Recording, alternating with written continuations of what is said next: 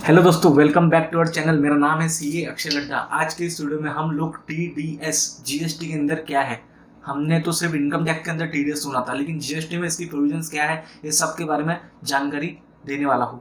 तो बने रहिए वीडियो के एंड तक के, क्योंकि half knowledge is dangerous for mind.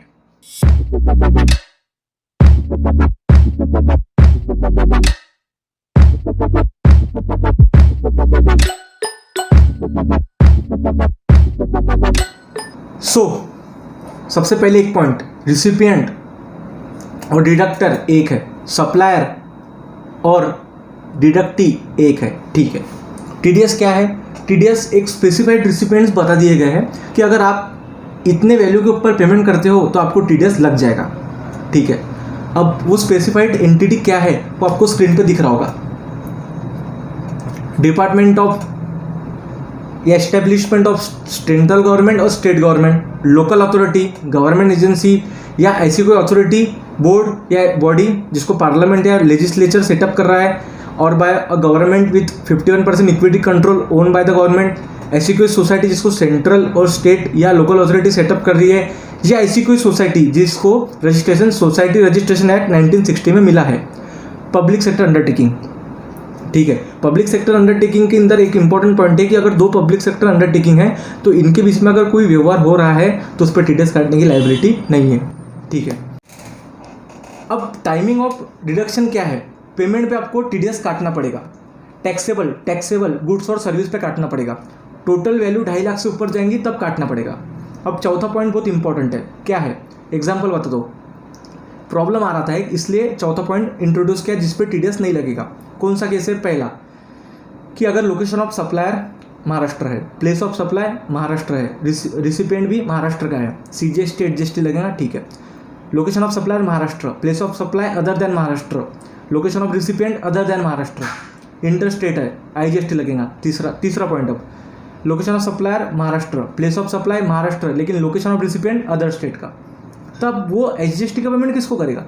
Destination based tax है, छत्तीसगढ़ तो करेंगे ही नहीं, महाराष्ट्र की इसको करेगा, पर महाराष्ट्र को उसको कैसे करेगा? वो तो छत्तीसगढ़ का है। तो एक प्रॉब्लम आ रहा था, तो ये प्रॉब्लम को निकालने के लिए उन्होंने ये टीडीएस का अप्लीकेबिलिटी वहाँ से हटा दी।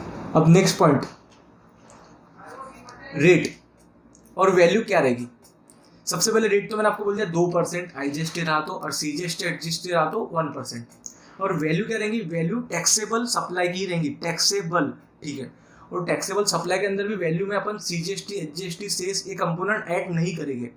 ठीक है, अगर हम टैक्सेबल भी कर रहे हैं और एग्जाम भी कर रहे हैं तो हम एग्जाम को नहीं देखेंगे। 2.5 लाख की लिमिट के लिए हम सिर्फ और सिर्फ टैक्सेबल को देखेंगे। ठीक है, अब next point, registration requirement. Section 24 जो बोलता है कि भाई साहब कंपल्सरी रजिस्ट्रेशन लेना ही पड़ता।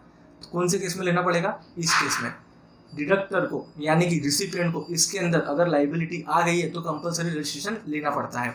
और ये रजिस्ट्रेशन टैन बेस है, टैन बेस। आपको इनकम टैक्स का टैन यूज करके आप रजिस्ट्रेशन ले सकते हो। ठीक है, अब किसे पेड करना है?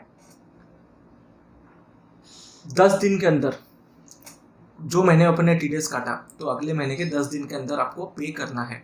किसे पे करना है? सिंपल है, सीजीएसटी रहा तो सेंट्रल को, ठीक है, आईजीएसटी रहा तो सेंट्रल को, ठीक है, एचजीएसटी रहा तो स्टेट को, सिंपल ही है। ठीक है, अब टीडीएस सर्टिफिकेट उसे with in 5 days depositing of tax देना पड़ता है। अगर उसने नहीं दिया तो उसके ऊपर भी पेनल्टी है, 100 rupees per day, maximum to 5,000। ठीक है, अब नेक्स्ट पॉइंट हम लोग देखेंगे कि टीडीएस रिटर्न।